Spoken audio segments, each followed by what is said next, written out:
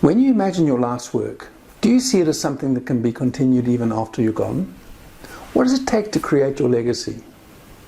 Welcome to The Systems Thinker, a video series to help you know the whole, focus on the constraint and reach your goal. In 1883, the Catalan architect Antoni Gaudí took over the design of a new cathedral in Barcelona, following the original architect's resignation.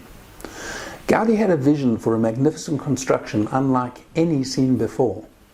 At his death 43 years later, his extravagant ideas were only a quarter completed. But he had put in place the organisation to see to it that the work would continue.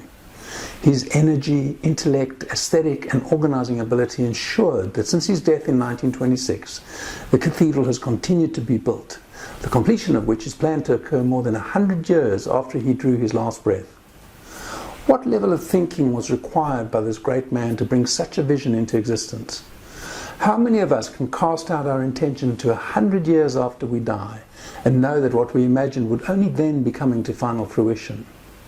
What kind of hierarchy did he imagine was necessary to organise all the aspects of bringing his site into the cityscape of modern Barcelona? How did he go about organising the architects, the engineers, the stonemasons and the carpenters, the town planners, the politicians, the financiers and the priests, the recruiters, the accountants, the managers and the supervisors? Gaudí transformed the original plans with his remarkable vision for this one-of-a-kind cathedral. Bringing something as complex as the Sagrada Familia into being was a major feat of taming complexity through a hierarchy of accountability. He had to have the mental ability to span the time horizon of his historic achievement, as well as all the component parts of the organisation that would turn his intention into reality.